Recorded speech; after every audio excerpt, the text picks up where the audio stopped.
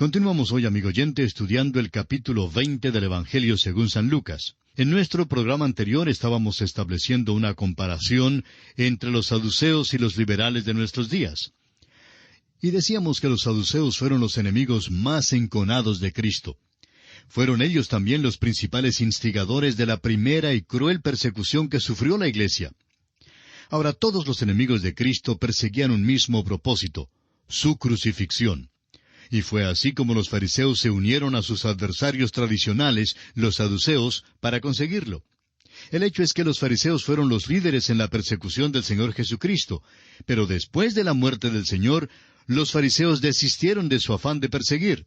Ya no tenían interés en perseguir a Cristo ni a sus seguidores. Los saduceos, en cambio, continuaron con la persecución de la Iglesia. Podemos leer en cuanto a esta persecución en los capítulos 3 y 4 del libro de los Hechos de los Apóstoles. Ahora, los liberales de nuestro tiempo presente hablan muchísimo en cuanto a la unidad de las iglesias, pero a la vez han causado la división más grande que la Iglesia jamás haya conocido. La resurrección es la prueba decisiva que confrontó a los saduceos, y es también la prueba decisiva que confronta al liberal de nuestros días. Sin embargo, ambos insisten en que no creen en una resurrección literal. Es interesante notar que no hay ningún relato en las Escrituras de algún saduceo que haya llegado a Cristo Jesús para recibir la salvación. Se nos dice de un fariseo llamado Nicodemo que fue convertido. También un rico llamado José de Arimatea aceptó a Cristo como su Salvador. En el libro de los Hechos, capítulo 6, versículo 7, leemos: «Y crecía la palabra del Señor, y el número de los discípulos se multiplicaba grandemente en Jerusalén. También muchos de los sacerdotes obedecían a la fe». Muchos de los sacerdotes llegaron a ser creyentes, pero no hay constancia alguna de algún saduceo que hubiera llegado a ser cristiano. Hay personas hoy en día que creen que los predicadores liberales se volverán a Dios, que serán salvos. Bueno, no creemos que esto sea verdad. No es que seamos pesimistas, sino que lo que ocurre es que se apartan más y más de la verdad, y ellos son los que instigaron esa frase popular, «Dios está muerto». Dios no está muerto, amigo oyente, está muy vivo. Cada ministro joven pronto descubre que la predicación de la cruz es ofensiva y que nunca será un tema muy popular. Nunca van a elegirlo como el ciudadano más sobresaliente del pueblo. Nunca se encontrará en una gran posición política, ni saldrá con frecuencia en la pantalla de la televisión. La tentación sutil es abandonar el Evangelio del Señor Jesucristo para tratar de llegar a ser un predicador popular. Judas traicionó al Señor. Pedro, por su parte, le negó, pero le amó y volvió a él. Ahora, cuando un hombre traiciona a Cristo para ganar popularidad, rara vez, amigo oyente, rara vez vuelve al Señor. El profeta Jeremías nos dice en el capítulo 13 de su profecía, versículo 23, ¿mudará el etíope su piel y el leopardo sus manchas? ¿Mudará el etíope su piel y el leopardo sus manchas? La próxima vez que un optimista le diga que los liberales se están volviendo a Cristo, olvídese de eso, amigo oyente. Los saduceos son los enemigos peores que el Evangelio de Cristo jamás haya tenido, sean del primer siglo o del siglo XXI.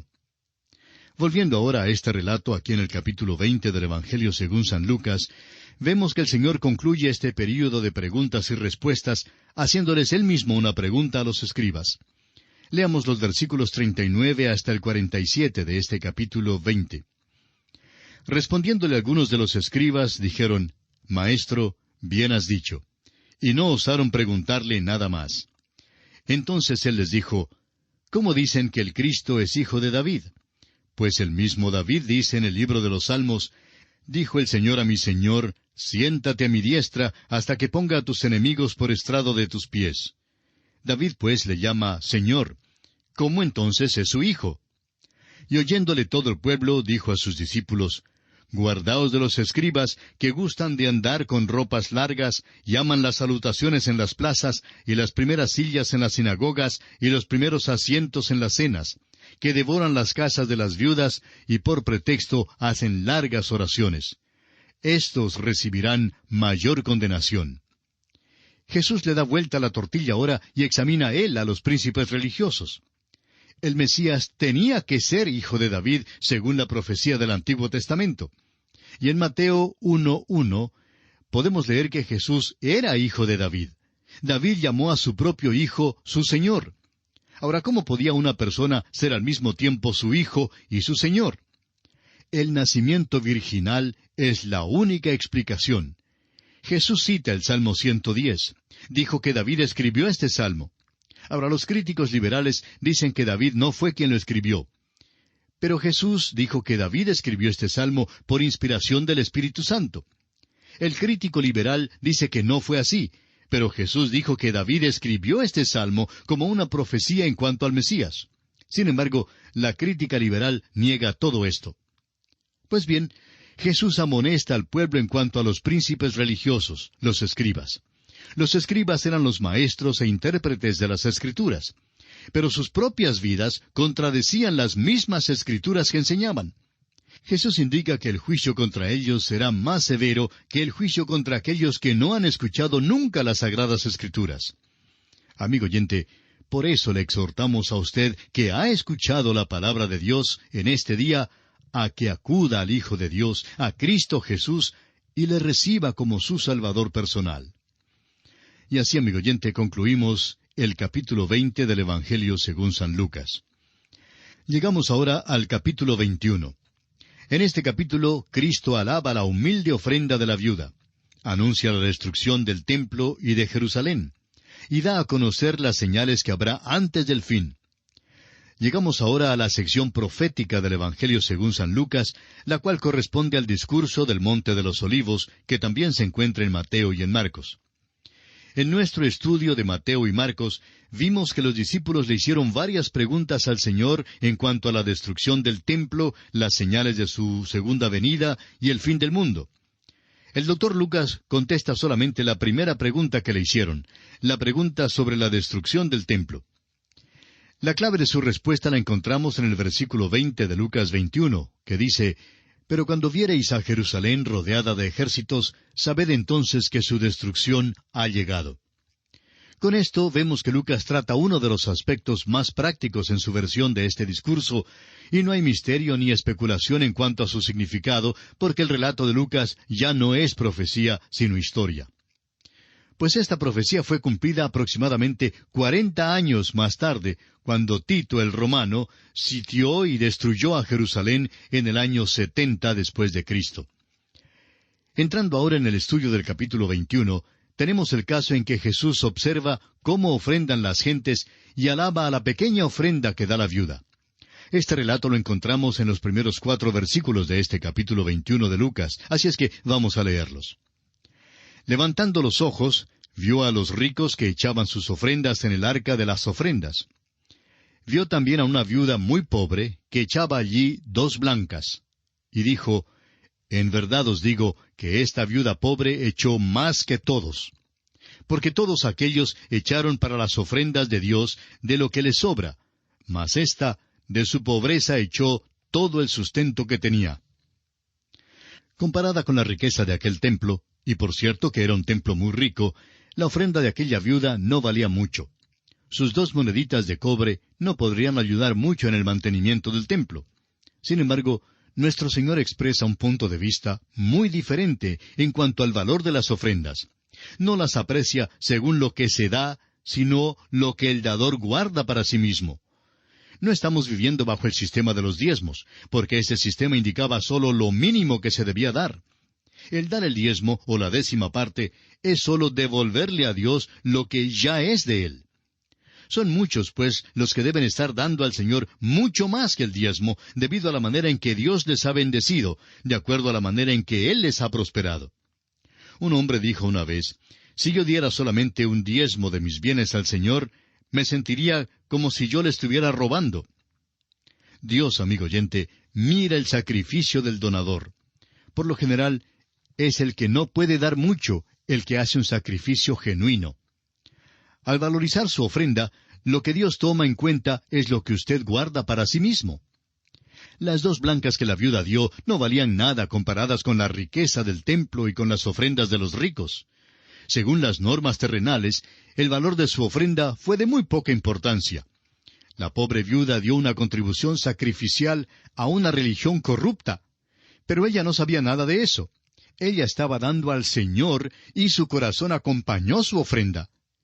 Nuestro Señor dijo que esta viuda había dado más que todos los demás, más que los que habían dado ofrendas bastante grandes. Como ya dijimos, Dios aprecia una ofrenda según lo que un hombre guarda para sí mismo y no según la cantidad que da. Esta viuda lo había dado todo. Su amor y devoción estaban incluidos en su ofrenda. ¡Qué contraste entre esta pobre viuda y los escribas que hacían largas oraciones y devoraban las casas de las viudas! Su religión era una mera apariencia, mientras que la religión de esta viuda era su misma alma. Debiéramos preguntarnos si es que todavía se para Jesús para observar lo que dan las personas. Si es que todavía se para allí, sus ojos son como llamas de fuego que escudriñan los motivos del corazón. Todavía toma las 2 humildes moneditas de cobre de la viuda y las transforma en el oro del cielo. Llegamos ahora a la porción del discurso sobre el Monte de los Olivos, en que Jesucristo contesta la pregunta de sus discípulos, ¿cuándo será esto? Es decir, la destrucción de Jerusalén y el templo. Leamos los versículos 5 y 6 de este capítulo 21 del Evangelio según San Lucas. Y espero que todavía tenga usted su Biblia abierta en este Evangelio para continuar la lectura aquí en el capítulo 21, versículos 5 y 6. Y a unos que hablaban de que el templo estaba adornado de hermosas piedras y ofrendas votivas, dijo, en cuanto a estas cosas que veis, días vendrán en que no quedará piedra sobre piedra que no sea destruida. Cuando el Señor mencionó que la viuda había dado más que todos los ricos, el pueblo señaló al templo e hizo mención especial de las riquezas que contenía. No entendían que el Señor no apreciaba la ofrenda según la cantidad dada, sino según el sacrificio que hacía la persona cuando daba. Entonces, nuestro Señor va del tema del valor de las ofrendas al tema de la destrucción del templo y de toda Jerusalén. Continuemos leyendo los versículos 7 y 8 de San Lucas capítulo 21. Y le preguntaron diciendo, Maestro, ¿cuándo será esto? ¿Y qué señal habrá cuando estas cosas estén para suceder? Él entonces dijo, Mirad que no seáis engañados, porque vendrán muchos en mi nombre diciendo, Yo soy el Cristo, y el tiempo está cerca, mas no vayáis en pos de ellos. Mientras que en los otros 2 evangelios ya estudiados, es decir, Mateo y Marcos, el mayor énfasis es sobre el fin del mundo y la segunda venida de Cristo, Lucas hace mayor énfasis sobre los eventos inmediatos, la destrucción del templo y de Jerusalén. Pero aquí tenemos también algunas referencias al fin del mundo. Una de las características de aquel tiempo sería la aparición de los que alegarán ser el Cristo. Y los falsos cristos son un carácter distintivo de la edad en que vivimos hoy en día. Claro es que esto ha sido verdad desde que Cristo estuvo aquí en la tierra. Hay muchos hoy en día que alegan tener un poder sobrenatural. En realidad, se están poniendo en el lugar de Cristo, pues llaman la atención a sí mismos más que al Señor. Hablan en cuanto al Señor, pero en realidad lo que hacen es quitarle la gloria. Y esto está aumentando más y más al acercarnos al fin de esta edad. Prosigamos leyendo ahora los versículos 9 y 10 de este capítulo 21 de San Lucas.